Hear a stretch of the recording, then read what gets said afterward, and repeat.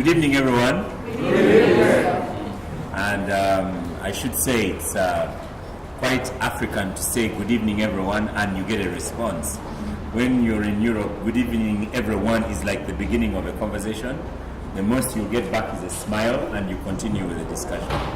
But when you're in Uganda, when you send out a good evening, you're expecting big responses. So, good evening, everyone. Good evening. Fantastic. My name is Oskar Semweya-Musoke, and today I'm here as a teacher of English and literature.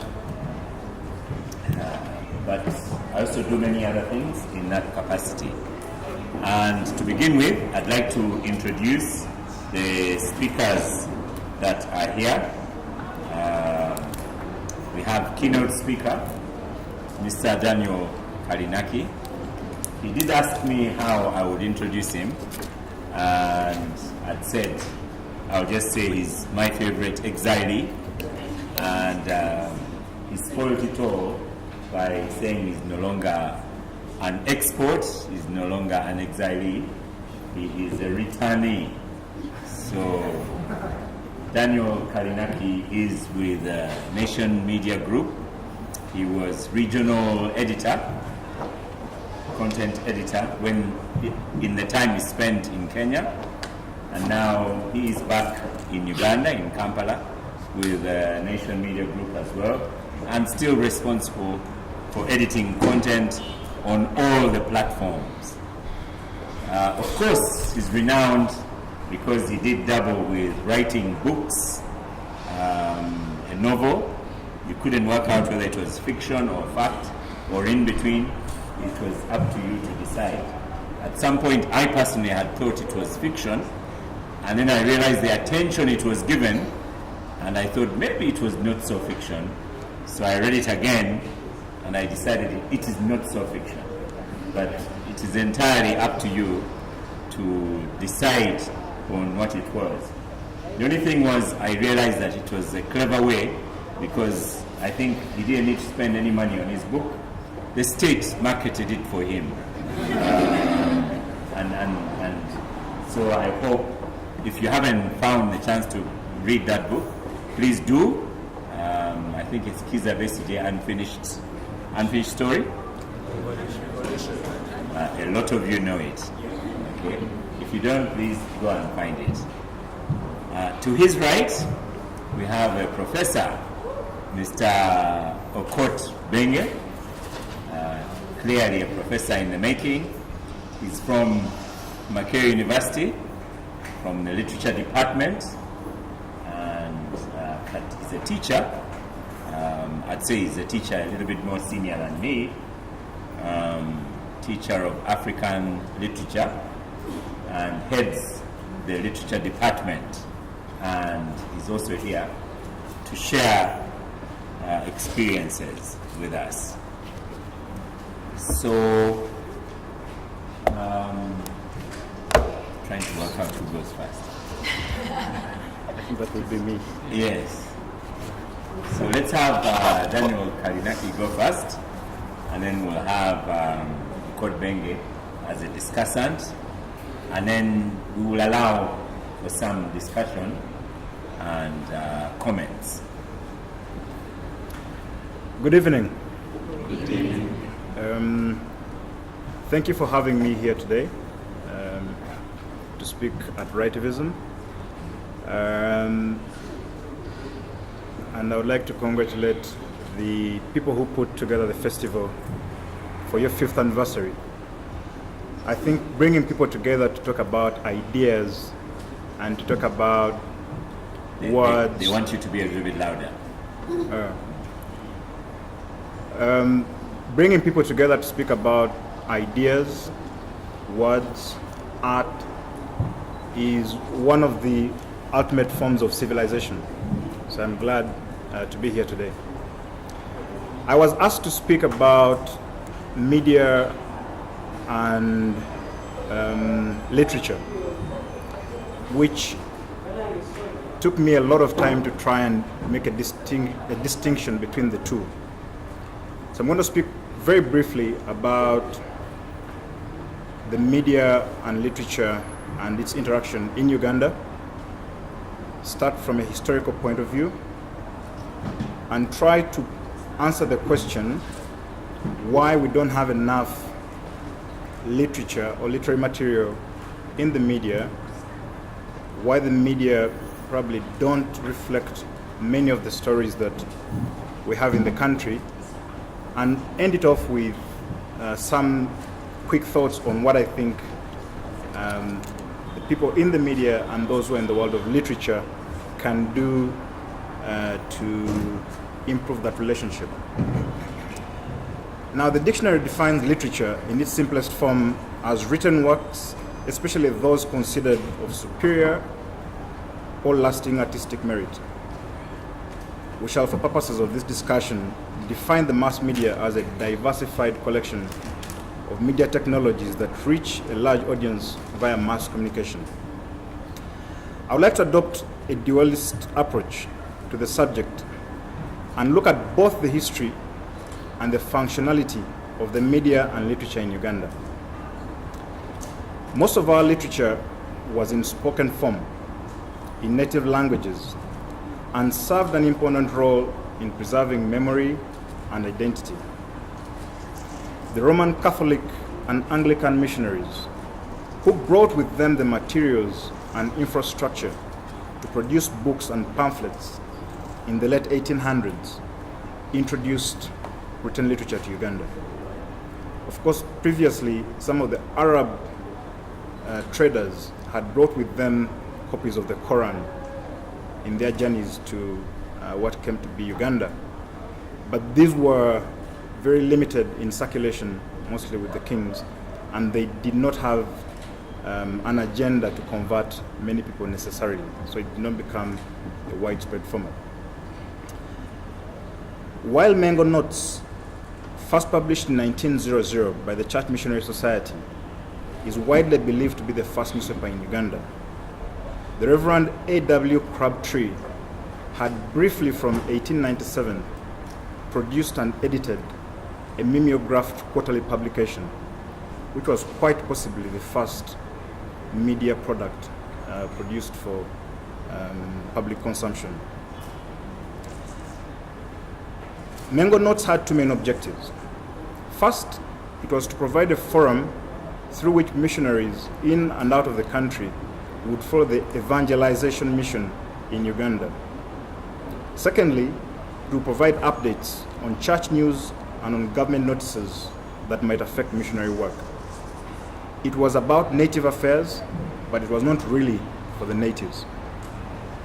When native literature started being written in more permanent text, it continued, at least in the early days, with its function to preserve memory. For instance, some of the most important early texts were by Sir Apollo Kagwa, the Katikiro of Buganda, Basekabakaba of Buganda, a chronology of the past kings of the kingdom, on which a lot of the contemporary history of Buganda and Uganda is actually based.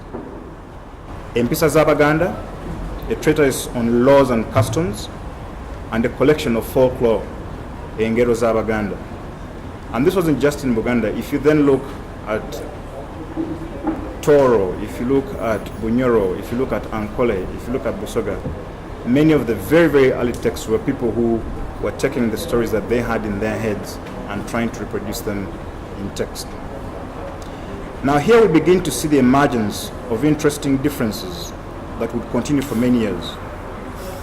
First, written literature was initially accessible to and primarily produced by those who had been taught how to read and write, a service that was for many years only available to converts to Christianity.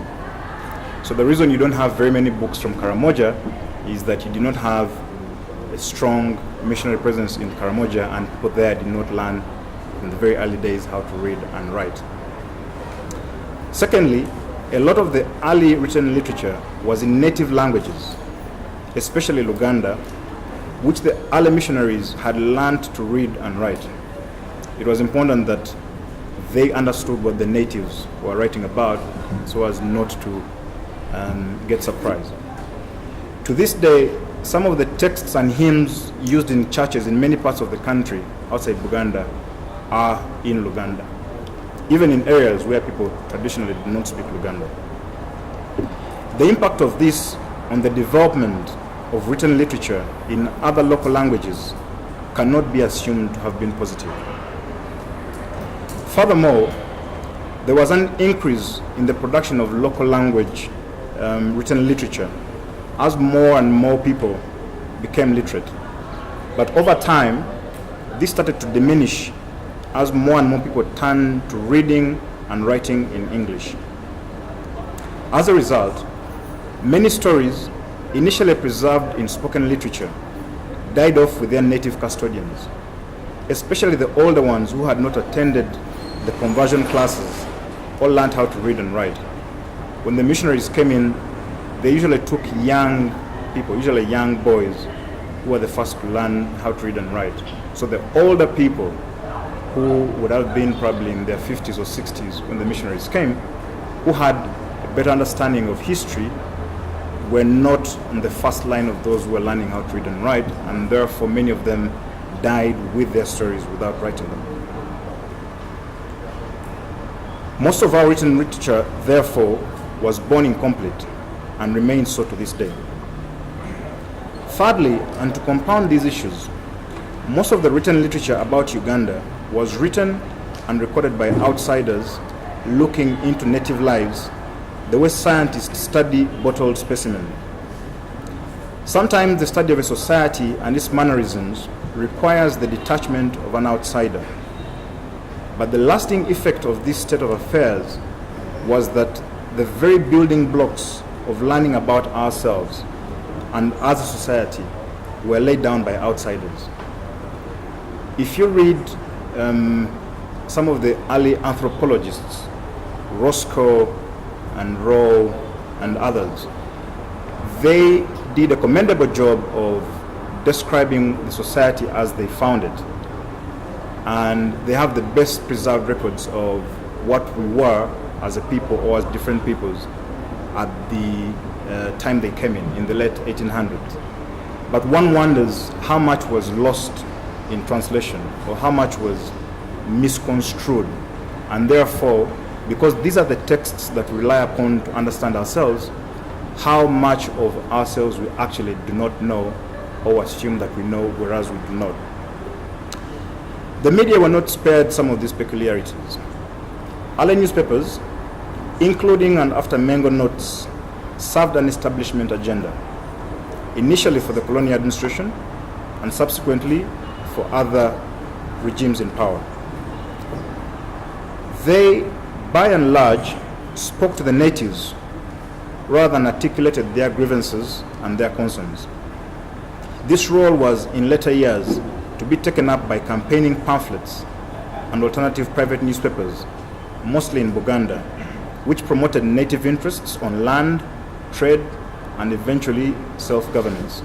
So the duality of the mainstream media representing the official agenda and then having alternative voices seeking to challenge the dominant narrative, as we've seen in the last 25 years with the emergence of Monitor, the Crusader, and other private media houses, is actually something that was almost locked in the DNA of how the media came to be formed in this country. By the time of independence, we could roughly make out four broad shapes in literature and the media. There were the official media outlets that promoted the state agenda. There was official literature produced by state agencies, mostly of informational value, so statistical records. The colonial administration was very good at keeping records, so there was a lot of literature, written literature that was being produced, but most of it matter of fact rather than interrogating society. There was also private media, primarily newspapers, because the airwaves had not been liberalized at that point, which articulated a view quite separate and distinct from officialdom. And then you had the private authors who produced written literature that attempted to explain the post-independence world order. Like I've noted, a lot of it was outsiders writing about the natives, but you begin to see natives having acquired the skill to write in English and the space to be published in English, attempting to understand themselves and articulate the contests between the world orders that was happening at the time. It is telling that a lot of the pre- and post-independence native written literature carried similar themes on native interactions with Western civilization, or the dislocation of social systems and the status quo by Western colonialism and the post-independence attempt at nation building. Take, at random any of the novels or many of the novels that were produced in that period, and the dominant theme is of the clash between the native way of life and this new world order. Most of it was imposed on them, either the church or modernity as understood by the colonizer, and so on and so forth. This was, when you read it now, you can actually see a people and a society trying to bring to voice some of the tensions that they were undergoing in their lives. A lot of this literature was timely and urgent. A cursory review of many of the titles that came to be published as part of the African Writers series, for instance, shows a writing core that was political, radical, and even revolutionary in their attempt to contribute to the nation-building exercises. Some, like Wole Soyinka in Nigeria, Ngugi wa Thiong'o in Kenya, and even our own Robert Serumaga and others, actually crossed the line between being passive observers into active contestants and sometimes combatants. With such a confluence of ideas and with the nation-building zeitgeist in the air, the media became the amplification of the world of literature. Journalism itself was in crusading mode through the likes of Drum magazine, and the world was buzzing with intellectualism. Intellectuals at Makerere were walking around with unkempt hair, on heads bursting with brilliance. There was a buzz in the air, in the lecture rooms and in the media. It was not by accident that Transition magazine, one of the finest of its time and since, was founded and published in Kampala, Uganda. Today, you don't need to go far to see the kind of titles we have on our streets and understand the gulf in inspiration and aspiration. But this honeymoon did not last long. The political instability that emerged as a result of the nation-building experiment soon affected these civil spaces and freedom of expression. Academics fled the universities, and the media were forced to censor their views or get killed. In 1972, a newspaper editor was found in his car in Namamve. It had been torched. He had been writing about the lawlessness that had continued after the coup of 71, and suggesting that this wasn't lawless criminal gangs, that was actually the state. Today, such an event would obviously draw a lot more attention. The current environment is not any less freer, but this was a time where journalists weren't necessarily interrogated. They were shot and killed, or they were tortured in their cars. By the end of 1979, for instance, out of the 84 newspapers that had been set up in Uganda in the 79 years up to that point, only 14 were still in existence. It is my considered argument that Uganda is yet to recover from this egregious attack on intellectualism or the continuing state pressures against independent media houses. The erosion of most of the professional class during the Idi Amin days and subsequent wars And its replacement with the mafuta mingi class of petty bourgeoisie meant that Uganda has, to this day, been saddled by a category of people who are middle class by income, but not by lifestyle. But that is not the whole story. If we're to try and understand why the media do not do a good job or good enough job of literature, or writing about books, or by extension reflecting society, we must also look at the people in the media houses themselves, and those of us who are trying to produce literature. Generally speaking, there is a mismatch between the events we see reported in the media and the issues that affect people in society.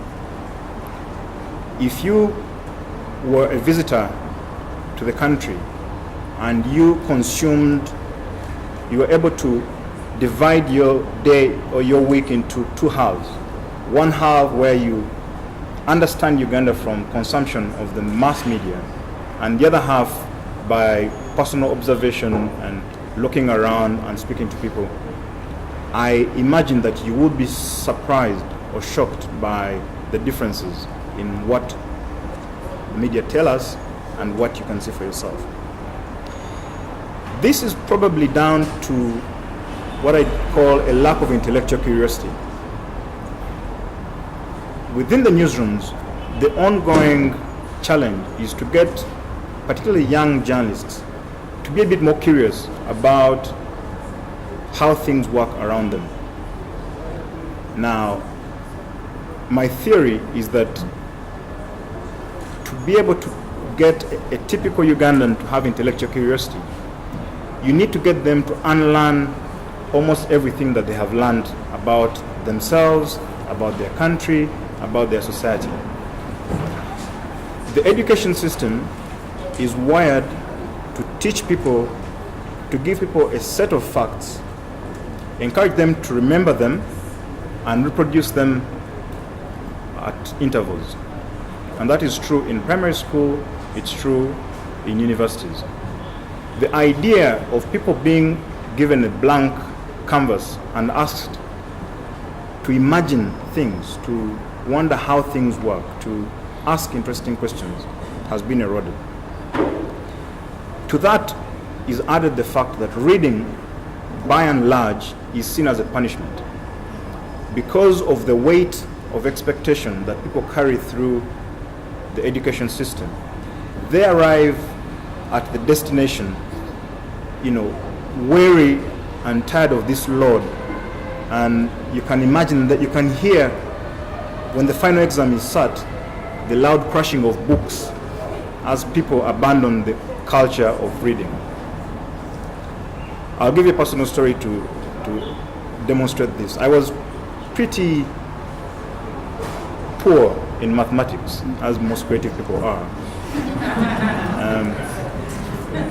And it took two things. It took the repeated application of pain by school authorities to try and focus my attention. It didn't work. Eventually it took the realization that it didn't matter what I scored in the other grades. If I didn't score well in mathematics, I would fail. And I went back to the basics, relearned in the space of 2 months, relearned mathematics, and scored a decent grade. I think we need our young people to learn how to ask questions rather than remember answers that they've learned in class. There is also an unwillingness to tell our stories. A lot of the time there are complaints about people coming and telling our stories, which is true. Some of the best books about the war in northern Uganda are written by foreign journalists who come here, tour of duty for 3-4 years, and then go off. I know a guy, former Meta correspondent, John Muto Plaju, now retired, who is an authority on the war. He covered the war firsthand. He lived in the area. These are his people. This is his story. What a shame that Muto has not written a book about Joseph Kony, while Matthew Green has. Telling the story must begin in the small points. Can you tell your own story? Can you tell your family story? Because if you can't tell your story, someone else is going to come and tell your story for you. The media have also failed to show enough interest in books and literary affairs. The Saturday Nation has a section devoted to books with authors. One of the leading writers there, incidentally, is Professor Bukenya, who is a Ugandan literature major.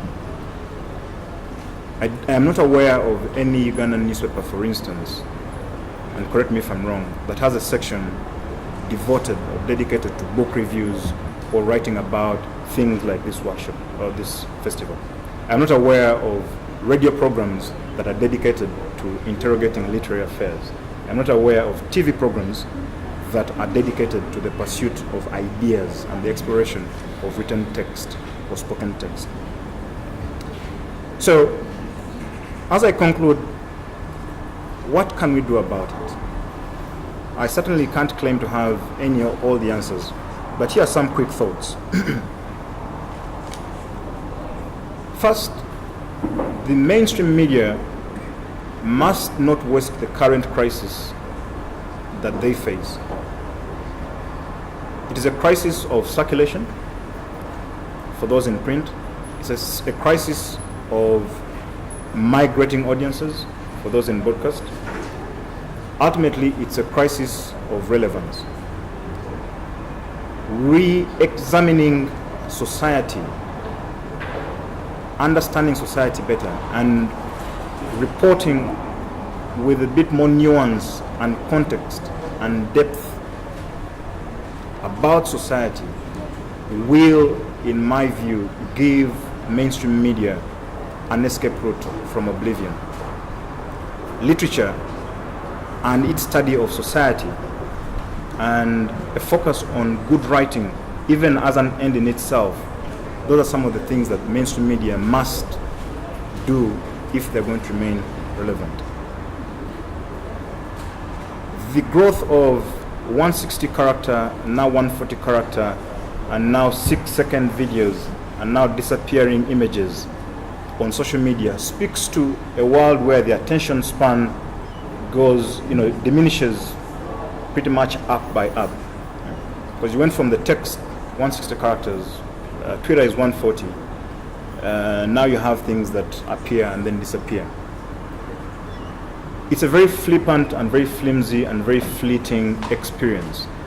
I think mainstream media and literature, in terms of books, for instance, offers an opportunity for people to do long-form, immersive journalism to tell interesting stories.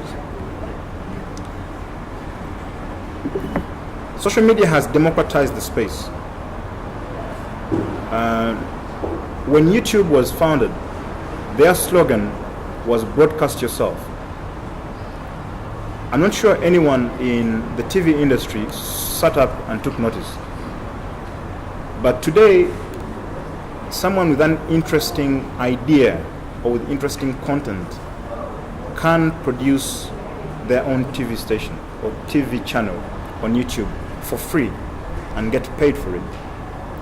You can run a live TV station on Facebook with a smartphone, as long as you have data and you press play.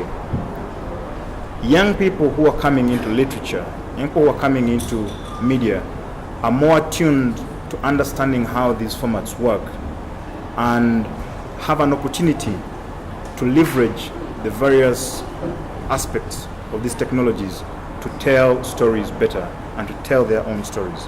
Literature and the media must learn to be relevant.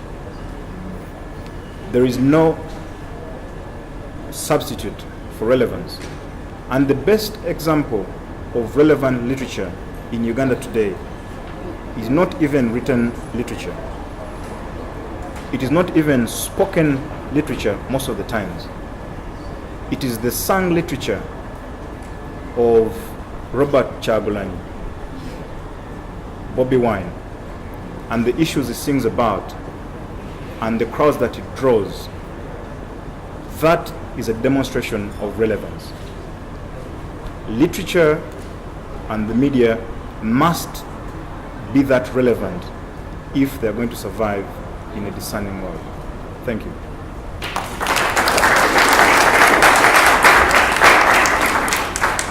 Thank you so much for that, Daniel Kalinaki. Let's have a discussion, beginning with you, Okot Benge. I'll be brief so that we all talk and listen to each other.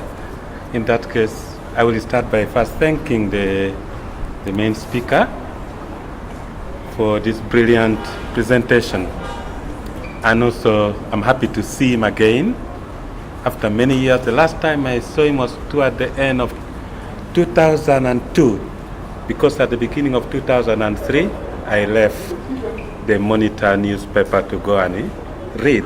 We were working together in the same place, divided by some glass panels. So, welcome back home. Thank you. It is an interesting topic, and it is good that he has tried to give us the historical background to the media. And also,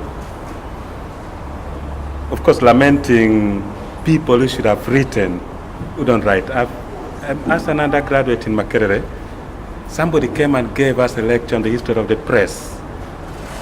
That was Mzee Drake Sekeba. Very brilliant and detailed. That's where I learned about the Mengo notes, the first printing press, and so forth. Of course, the technology that goes with the mass communication, how it came into Uganda and how it was utilized. But then thereafter asked, can we get the book? But he said it is still in the works. I don't know, has it come out? It has, eh? Great, yeah. But this was many years ago, and we were looking for the book. Because he was a walking encyclopedia on the history of the press in Uganda.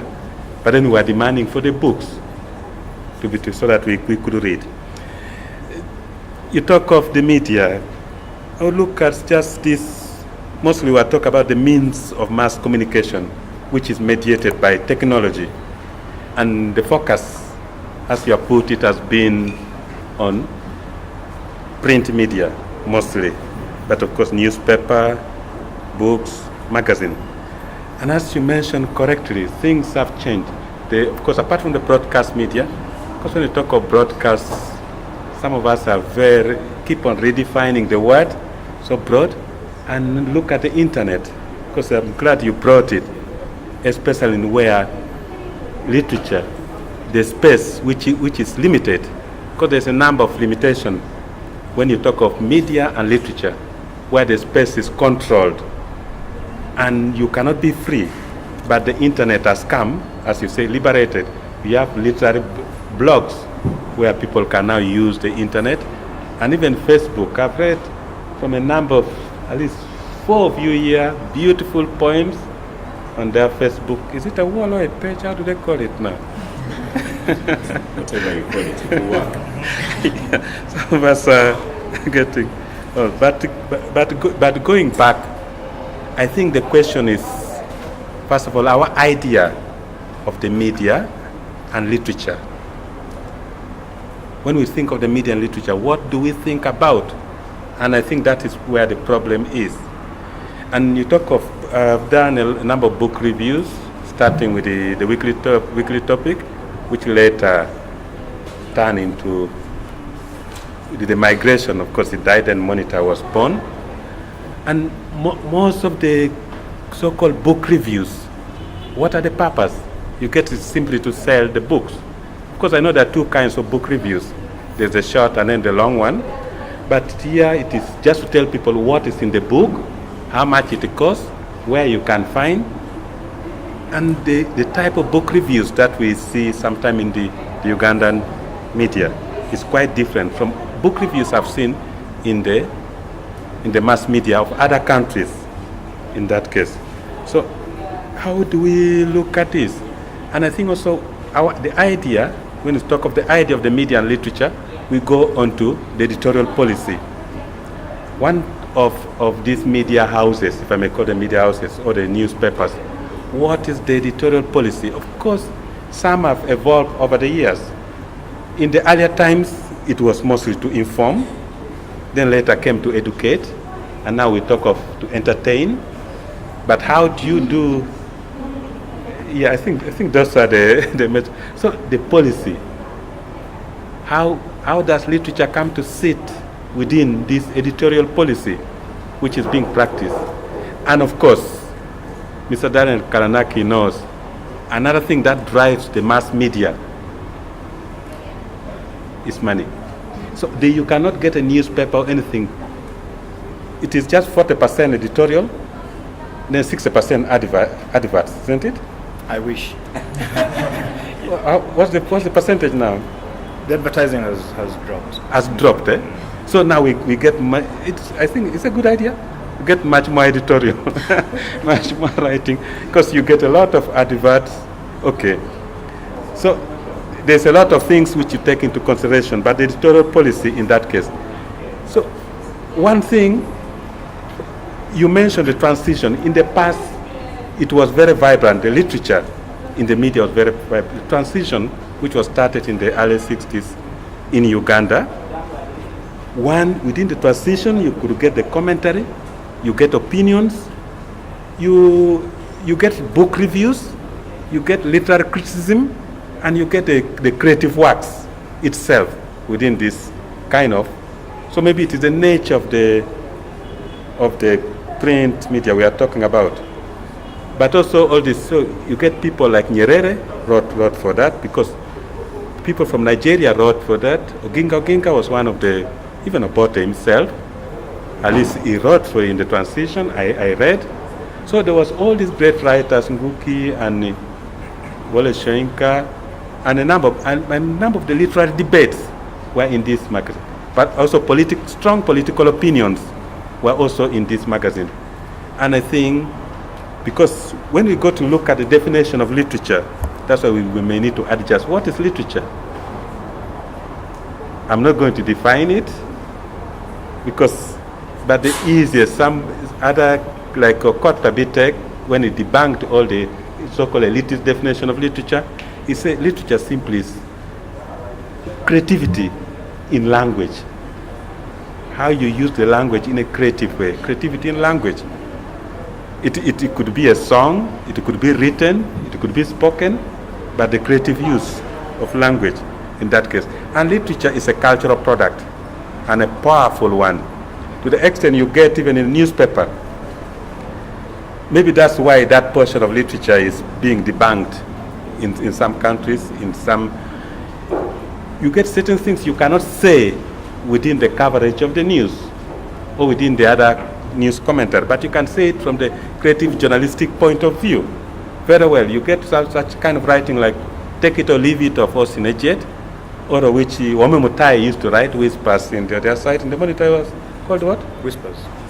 Yeah, okay. So with that, you can use satire, you tell the chief is naked, and he may even thank you for it, in that case. So it gives you some kind of a protected rostrum, which you can comment on daily activity, on reality. And you cannot be taken. This issue of accuracy, this say fair in the news, you have to have fair balance, accuracy, and what? Fairness, accuracy, and balance. Yes. So, but when you go into the creative aspect, you don't need to base on that. You can tell the story of a cow, but actually you are telling the story of the lead of the, and this is why that section, the issue of censorship, has been, and it has come in. So it's not by accident that we find in Ugandan media the literary part. It doesn't mean it was not there in the print media. It was there, but it has gone down, because here you cannot be held to account in the creative, in the way that a news reporter is held to account. So there are different level of censorship from the publishers, censorship from government, and different. And this is what I'm assuming has curtailed. In Kenya, after their new Katiba, and the political environment has adjusted. That's why when you look at the Saturday Nation, there's a whole section on literature, the creative, the commentary, and so forth. I think that also relates to the political environment. And I would also take your issue of relating also to the social environment in a particular country.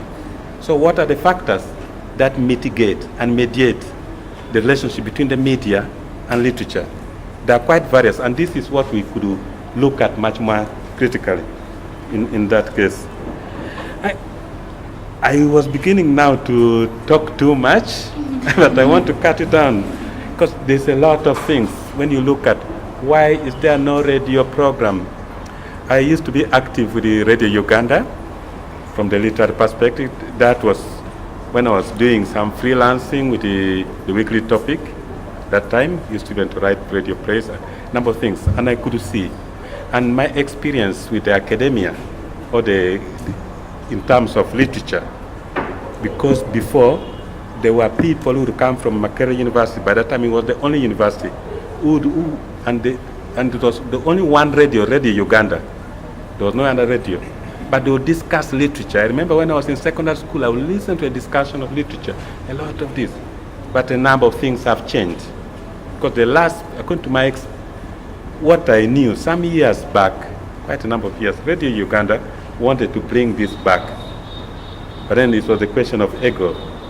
Also in one case, we want you to come and talk about literature, but we want to control your talk. What you discuss, how you discuss it, and then we still. And those fellows from Makerere say, there's no way you can call us and then tie our mouth. So eventually I think it didn't take off. But where there's a will, there is always a way. But this is an interesting conversation that you have introduced, and we can explore it more. So I think we should be in a conversation, not so that we don't talk at you. Okay, thank you. Thank you so much. That was our discussant. Opening up our ears and eyes. Maybe just to add on, because I'm still in the classroom, and at the same time, as a founding thinker of Chigo Thinkers, recently we published a paper taking lessons from Brazilian philosopher Paulo Freire, and also thinking one of the things to do is to bring back higher order skills into the Ugandan classroom. So because of the examination culture, we've gone away from higher order skills, higher order thinking skills, because the examination in itself does not require any higher order skill.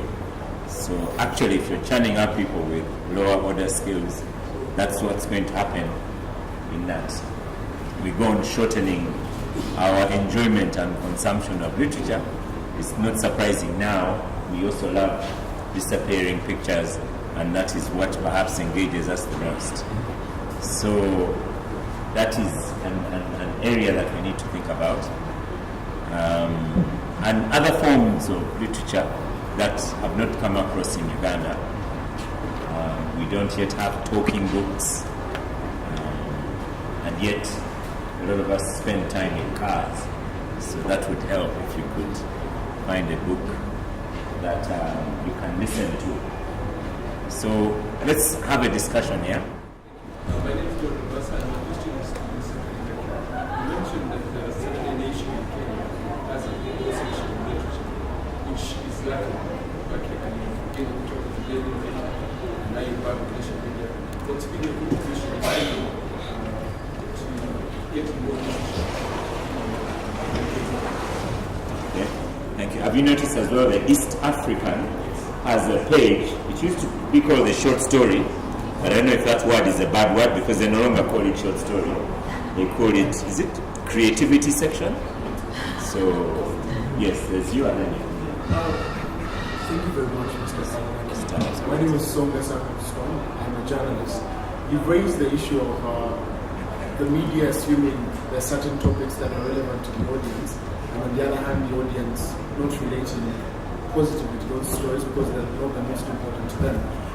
The idea of agenda setting has been around for almost 50 or more so years now. How do we go about the issue of finding stories that are relevant to our audiences, in your view? Because almost daily there's talk about finding stories that are relevant to the audiences that we're serving, but we seem either we're not researching enough, either we are coming up with the wrong polls, we are pulling the wrong people.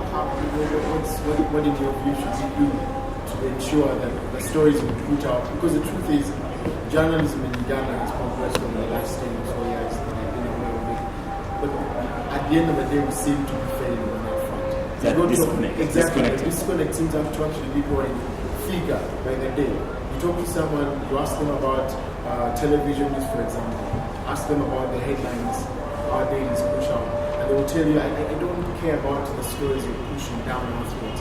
So what are we doing wrong? But before you sit down, are you in print or television? Broadcast. Because the people in print, do people read past page 3, page 4? That's the other thing, because we choose the stories on the front page, like on the Saturday or Sunday, and you ask someone to say, I wrote the paper, but I ignored it. The editor assumed this was the most important story, but I don't care about this. Okay. Yes, my name is Kwesi. My question is to Loud. yes, about the deal of political journalists. I noticed that there was a sportswriter made his name as just like if you run that was first 20 generation. How come we don't have celebrated political journalists, we don't have celebrated sports journalists? I disagree here that what someone would say, if you're saying that we have journalism is progressing, we don't see replacements for old folks, we don't see replacements for John Madden, we don't see replacements for the gentleman from Mali who's fighting. Yes. So is that journalism progressing or we found more creative? Not more creative, but we found more people who are willing to write about politics. Okay. Thank you. We'll cross over to the other side, beginning with you. James? Hi, I'm going to speak up because I couldn't hear those gentlemen and ladies over there. So, James Kasaga, yeah. I mean, we need to learn from you guys, so please speak up. So, James Kasaga, I run Teach for Uganda. As an educationist, I really am interested in this topic. And I want to say that quickly, maybe the tide has shifted. We have millions of kids in school. I guess my first quick question was, what inspired you to do this work, like the work of writing, and what is the importance of actually literature or the curiosity into literature and learning for actually the children of a nation and also as a nation as a whole. And then my challenge to us, knowing that the tide has shifted now, we have more kids who are having cell phones, who are accessing Facebook, WhatsApp and everything, and they are not actually getting this literature. When I look around the room, we are almost an elite group. Forgive me if I call you that, an elite, very minute group of Ugandans and foreigners. There are millions. I have 8.7 million in school who could care less for what we're talking about today. So how do I challenge us, how do we create that curiosity in our 8.7 million children in schools today? That is just actually primary school.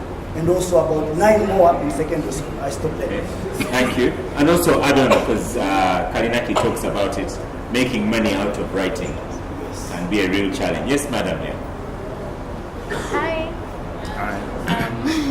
I'm Rumwana Akio from Kenya. I just want to echo what has been said before. We are a bit lucky. We get a whole section of a whole page actually where different writers come and write. Personally, I write on the Saturday Nation, the Reader's Corner, and it has been a good platform because it helps writers, literature enthusiasts. I'm a literature student, so I mostly write about literature in the country, and it's surprising that you people here in Uganda are feeling that it is you are not doing enough. And back in Kenya, despite being given that one page on Saturday, we still complaining. We still want more. We still want a TV show. We still want a radio show, even though it is there on the national radio, which I don't know who listens to KBC in Kenya. Most of us don't listen to it. So we are actually struggling. We have a page, yes, but we are still fighting for more and more space. Again, literature and media, I think we are the most luckiest generation that we have a very big platform.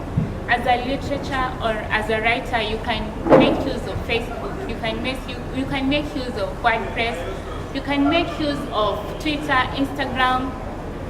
Even if the newspaper doesn't give you the platform, make use of that. There's a writer back in Kenya who says Facebook can never make you a great writer, but I always disagree with him, because many of the writers I know currently started with the long Facebook post that no one reads and gets 1 like, but now they're getting more than 1,000 likes without being sponsored. So actually, I think let's challenge ourselves. Let's make use of the social media. Let's make use of WhatsApp. Every platform you are in, make it your platform to write, so that even if you get the platform on the newspaper, you're already somewhere far. Thank you. Okay. Yes, sir. Hello, everyone. My name is Joel, a blogger. My question is directed to Mr. Kalinaki. He talks about one of the things that happen to literature, a vibrant literature.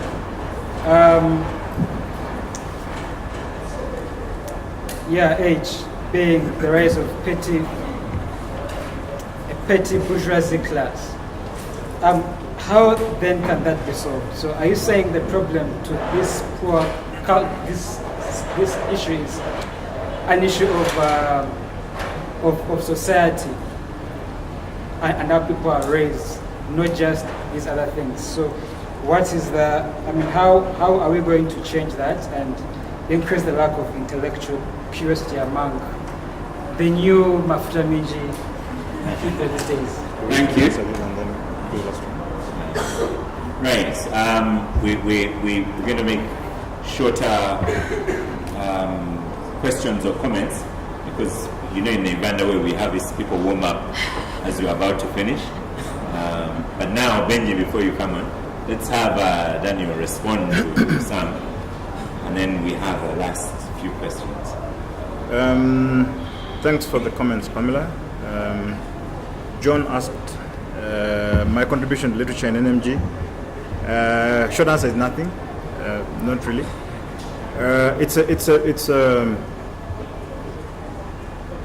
It's a moving target. Right now, I see my role as trying to get people to think about what they do beyond doing it for them. So hopefully you will see in the coming weeks or months an improvement in the way our platforms cover not just literature but other events.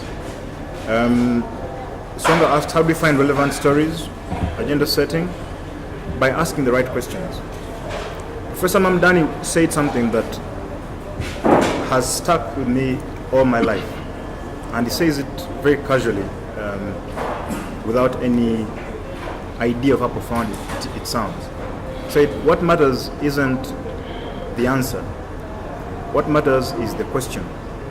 Because if you ask the right question, you get the right answer. We just don't ask enough questions. And it's part of our conditioning. We are not allowed to say we do not know. We are not allowed to say no. You go into a doctor and you're on the verge of death, and the doctor says, how are you? You say, I'm fine, but my head is falling off. If you ask anyone, typically, have you read this book? Their default answer is to say, yes, I have, even if they haven't. Because we grew up, it was wrong to say, no, I haven't. Yeah? The right answer was always yes, regardless of the question. So it is unlearning that. It is accepting that we don't know enough about things and going out and asking. If you're a journalist and you're covering the city, for instance, you do a story about the installation of new traffic lights. Do you know how traffic lights work? Yeah, I don't, but I'm curious. I spend an inordinate amount of time on the internet figuring out how stuff works. I'm not going to take it anywhere, but it helps me navigate the world around me. So I think that's one of the things journalists need to do: to accept that they don't know enough about the world and to go out and ask questions. Crazy death of literary journalism and journalists. I think we've been drawn into the political death spiral. Oskar said earlier about being too focused on the politics, that we're in the middle of the quagmire and we just can't stop digging, because we think a newspaper editor wants to have a political headline because that's what they've always done. And trust me, every time an editor, say at the Monitor, which I know very well, would experiment with a non-political story, so a story on wetlands, a story on other interesting but not usual things, the sales would fall. Yeah, because the audience has also been conditioned to expect politics. Yeah? So you need people to have the courage to say, okay, we're going to lose copies in the first 3-4 months, but there is more to this country than politics. Yeah? People don't eat politics. People are concerned about where to take their kids to school, where to take them when they're unwell, whether to take a mortgage, whether to buy or rent or build. Those are the functional things, and we need to mainstream those in the media. So the journalists haven't disappeared, they've followed the herd. Because everyone is doing politics, they've all gone into politics. And I didn't start out in sports, I started out in humor. James asks, what inspires me? I don't know, to cause trouble.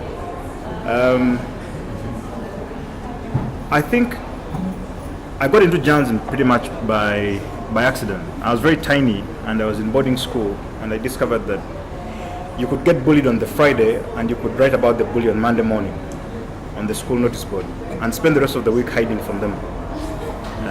And if they caught you and beat you up, then you wrote a version on the Monday. But I think words are very powerful. The ability to... Some people write because they know something and they want to impart it. So like academics or experts. I don't see myself as that.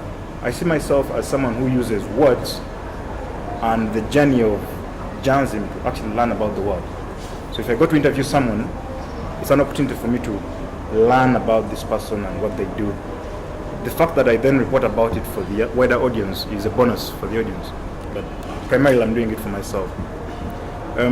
What's the importance of curiosity for children and the nation? It can't be gainsaid. It just can't be gainsaid. If young people aren't asking questions, you know how young people ask questions all the time? Our job is to get them to ask the right questions. Yeah? And to cultivate that curiosity. Young kids will ask, what is that? What does it do? How does it work? After the third question, you tell them to go away because you're just upset. And you don't know, you don't have the answers. That has to be nurtured. And for them to be told, it's okay not to know. Yeah? And it's okay to go out and find how do things work. Yeah? If it's a mobile phone, everyone has a mobile phone. How many of us know how a mobile phone works? Yeah? How many of us know how a phone battery works? It takes you a minute and Google and data to figure that out. And then you move on to the next thing. How do we solve the middle class problem? I'll tell you a story. I used to watch football at Just Kicking in Kisementi with my friends. All middle class. I'm lower middle class. They were proper middle class. And they'll bring the weekend papers, usually around halftime. And I would instinctively get both papers to see what we had, to see what the Vision had. And my friends would kind of borrow the papers and not just flip through, because I would then watch them. Someone would actually sit and read the story from the beginning till the end, and afterwards give you the paper. Sometimes they would disappear with the paper, especially if their team lost. But they never bought papers. Now the paper was, 2,000 or so. 2 newspapers is 4,000 shillings. A beer at that time was 5,000. I don't know what it is now. Someone could have 10 beers or more happily, yeah, which is not going to move them at all, and refuse to buy a newspaper that has, it may not be the greatest newspaper in the world, let's face it, but you will find something you didn't know. Yeah? I think it starts with that particular thing of getting people to see the world beyond the minimal bread and butter things. Yeah? How many people go and buy books? How many people go and watch plays? How many people actually buy paintings? Because if we're not buying paintings, where are these painters going to, earn a living? But we'll go and spend money on, give blankets and wine, 100,000, whatever it is, 200,000, for a fleeting 6-hour event. I'm not saying don't go, to a concert, because they're musicians, they need to be paid as well. But being part of society means being involved, yeah? Attending things whether they're free or not, spreading yourself and being part of a wider community beyond just your job and your, immediate concerns. I don't know if that answers the question. Let's get just a few more, and then we'll have both our speakers wrap up. Yes? Thank you. My name is Gary Slowene. I help non-profit organizations increase their influence online and offline. My question is about social media. You mentioned that today attention span is going shorter, and people's interest is also changing rapidly. You also mentioned that some writers have been able to earn a living writing on their blogs or whatever. But I know it's not easy, from experience, actually, my own experience and other people's experience.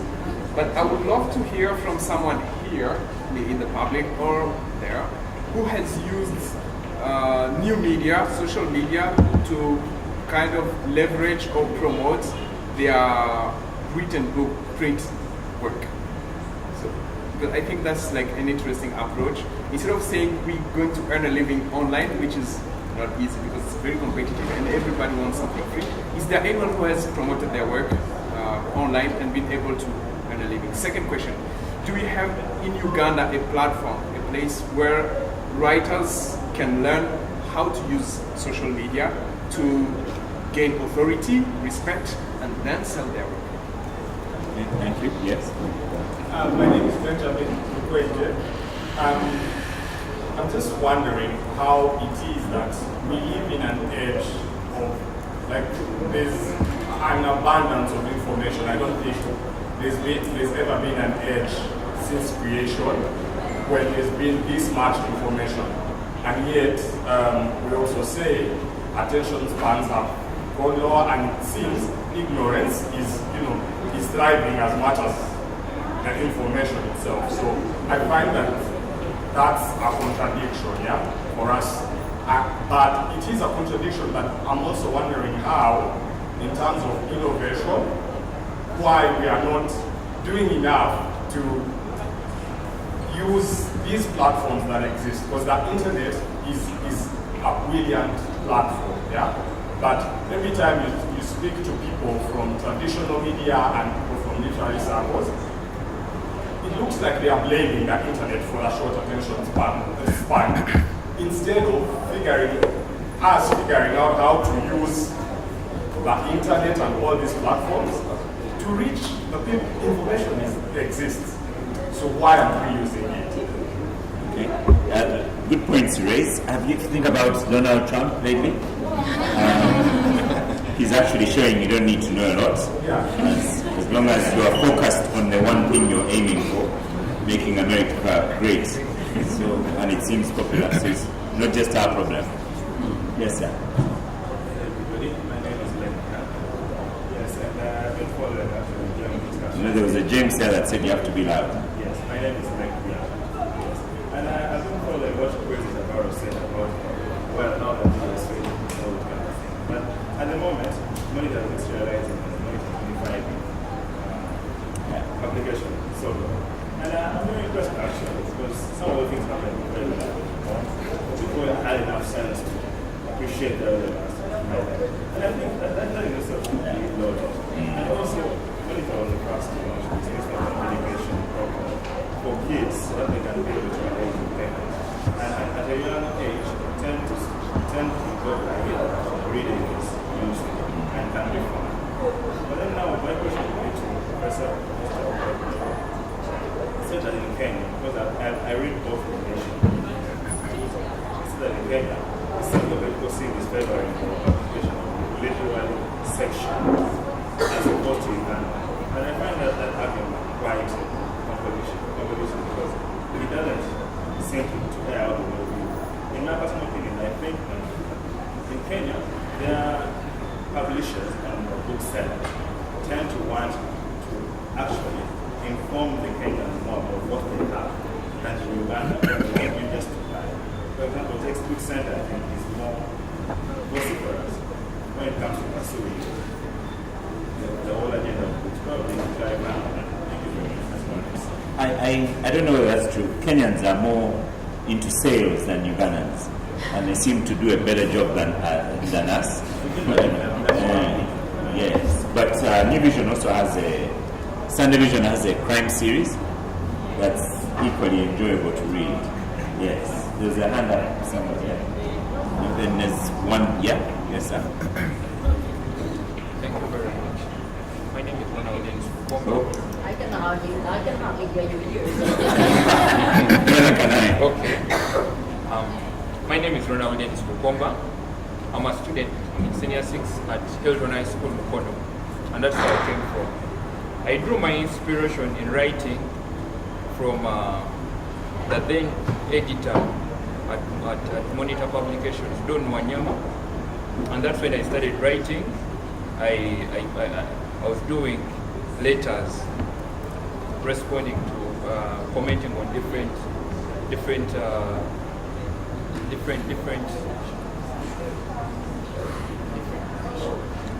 issues that happen, that are written in the papers. And whenever my piece would be published, it would motivate me to write the more.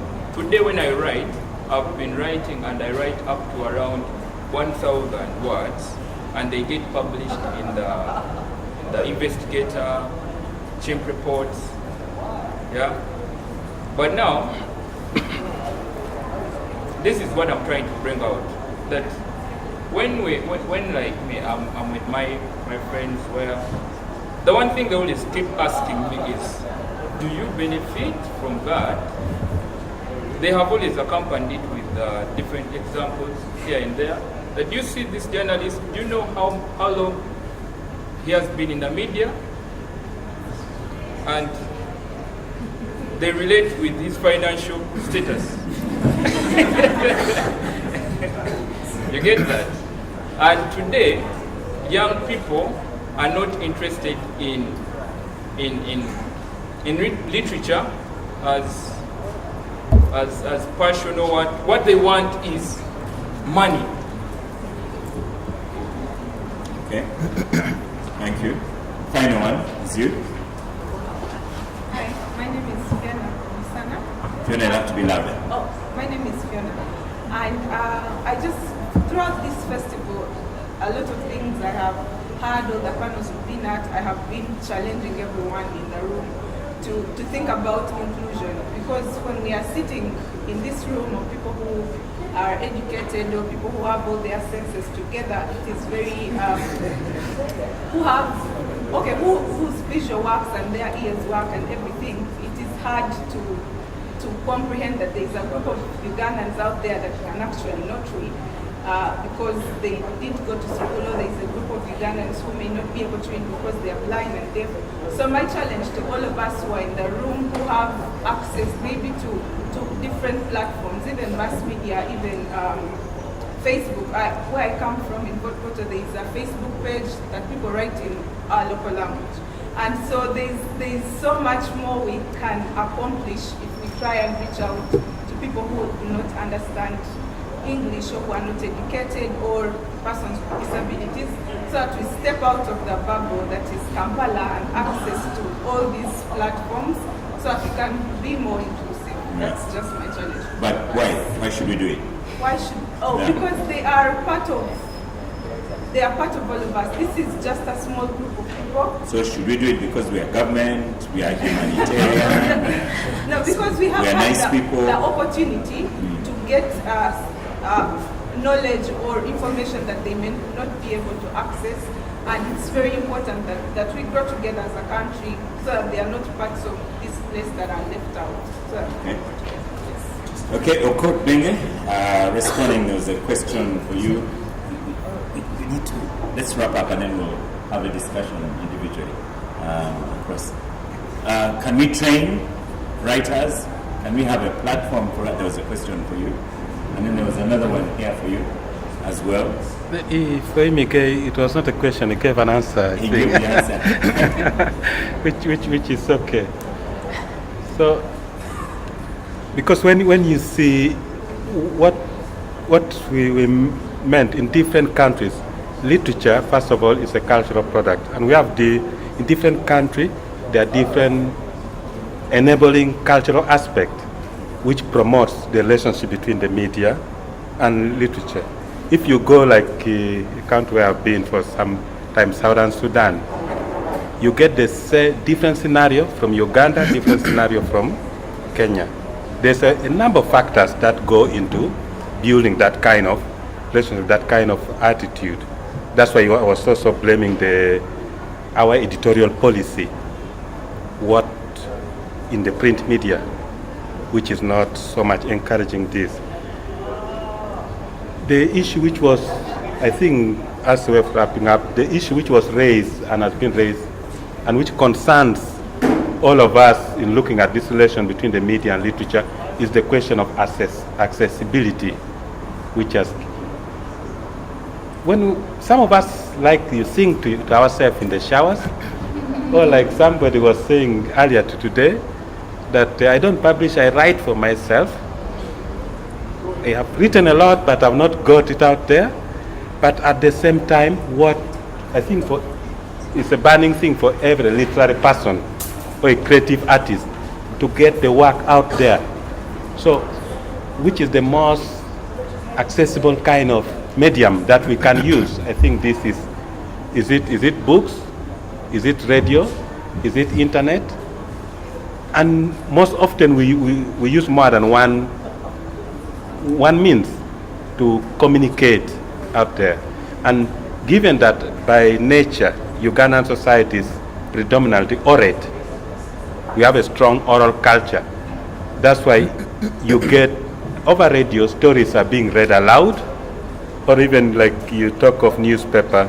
I've witnessed in a number of, especially the one in the indigenous languages, where somebody stands somewhere, even if a number of us could read, but you rather listen to somebody read a portion, and because in reading we are theatrical, you dramatize, the best reader can really put life into that word, and you give to the best reader because of our culture. So accessibility also goes with the nature, the culture. So which is the best method of reaching out, of putting across our message? And this is also our concern when we discuss this relation. And another important thing which has come out here is the question of relevance. And in this, I think, as obvious as it looks like, it's not that simple. There are those who call themselves the custodian of literature, who are the custodian of quality, and they dismiss this is not literature, this is literature, and so forth. They are those gatekeepers. But in every generation, there's always somebody who have to break and demystify all this. So you get in when others could not. Somebody say, you have read Kwani? Yes, Kwani broke with those tight notion of conventional way of what is literature and gave her accessibility. And because it became popular, this is kind of a short kind of literary work which was being spread. It is just small books, because first of all, we don't like to read things, bulky things like Tolstoy's. Yes, so this is just small, and it is relevant because people, that short span somebody was talking of, that is what is relevant. You are relevant to your audience, the topic is relevant, the kind of language, the kind of creativity, the kind of aesthetics that is used is also relevant. So how do we make ourselves relevant? We have first to understand the society, the audience, the people you want to reach. And the question of relevance is very, very important in this case. Whether you choose to go to the internet, otherwise nobody will read your blog. Whether you write a column, creative column in the newspaper, I think people not read, but there are others whom people go to read because of what defines relevance. There are different kind of things that go there, and I would like to hand over to him to do the major. Thank you. Since it is your topic. Response, yes. Yeah. Thank you, Doctor. Gary, about using social media to promote. I don't know if there's a school or if there is a space. I think the guys who put together the festival, if they don't already have it, something that they can think about. I'll tell you that my book, I had to use unconventional methods of promoting it, including creating a Hitler video, customizing one of those Hitler parody videos, which seems to have worked. I'm not sure that's what everyone should be doing, but the point is that you need to challenge conventional wisdom, because we had a book and the biggest bookstore wouldn't take the book, and they wouldn't tell us why, and we'd assume that you have a book, you give it to the bookshops, you go home and wait for a check. We ended up having to deliver it on border. I had to use social media very, very heavily, and Twitter. It didn't do too badly, if I may say so myself. It didn't do too badly, so it can be done. Benjamin, about the paradox of information overload and no innovation, I agree entirely. Never before has a generation had as much information at its fingertips. Never before has it been easier for journalists to find information and newsmakers. It is not reflected in the quality of the stuff that we put out. When I was starting out as a journalist, if you needed to speak to a minister, you called the landline and spoke to a secretary and left a message. And if you're lucky, you got a call back. But you had no mobile phone, so they called the head office number, and if you're lucky, you were there. If you're not, then someone hopefully took a message for you. Today, people can tweet presidents and ask questions, but I don't think there's a commensurate improvement in the quality of the products. So I don't know how to fix it, but it's true. Thank you for the kind words about the Monitor 25 and the NIE. Fiona, about the inclusion, I agree entirely. Even from a selfish, self-interested point of view.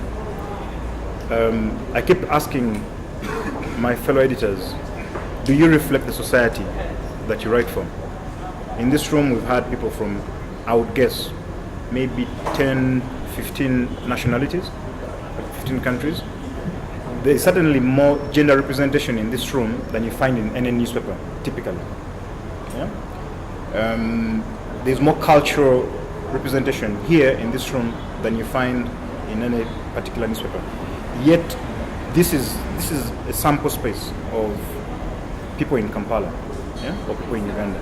And if you don't reflect people, if people don't see themselves in what you write about, in the things that you do, they're going to go somewhere else. They're going to go to a Facebook page in Toro and do their hyper-local conversation there. Finally, Ronald, young people and money. This is very interesting.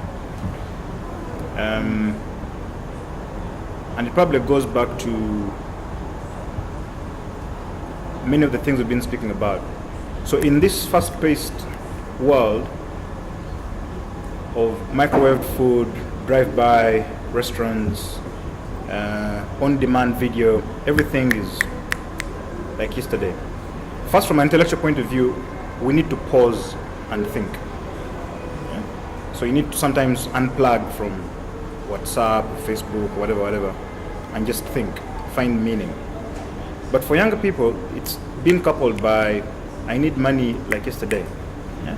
Then go from 0 to 80 in 3 seconds, like a sports car. I've been in the newsroom for 20 years. Yeah? And I barely get by. Well, that's probably exaggerated. I have a partner who has a decent job, so I live off her. But the point is, if you want to make money, yeah, become a bank robber. Seriously, you do one job, you get $1 billion, and you're sorted. And when the money runs out, you come and do a jewelry shop, yeah? Or you can do a bullion van. Don't come to Jansen if you're trying to, drive a Lamborghini before you're 30. It won't happen. 30, 60. If you're lucky. But it's not just Jansen. I think generally we're now in a society where people don't want to put in the hard work and then get the reward. People want to be offered the reward and then work to prove it. Yeah? Ask any profession. No, it doesn't start like that. What you started is how we started. Yeah? Handwriting articles and sending them in. And waylaying editors and saying, did you see my story? Yeah? But if you're good enough, you catch the eye. And if you're willing to work hard, yeah? We used to, I wasn't just sports by the way. Sports was very, very kind of fierce, and I would do everything. The only thing I haven't done in a newspaper is to run the printing press and vend on the streets. But I suspect one of these days I'm going to do one of the two. Yeah? I've written features, I've written business, I've taken photos, I've written editorials, I've written humor columns, I've written gossip, I've covered beauty pageants. It can't be easy. And if you're looking for money, whether it's in journalism or in any other profession, you are probably going to crash and burn. Yeah? So have a long-term view, be patient, put in the 10,000 hours, become good at something, yeah? Then demand for the pay that is commensurate with your skills. Otherwise, rob a bank. Thank you. Thank you. On behalf of the audience here, Writivism, I'd like to thank the two gentlemen. Thank you so much. Okot, Benge, thank you so much. Daniel Kalinaki, for your thoughts. The audience, thank you so much for being lovely listeners, participating. We've learned a lot. Let's give ourselves a clap as well.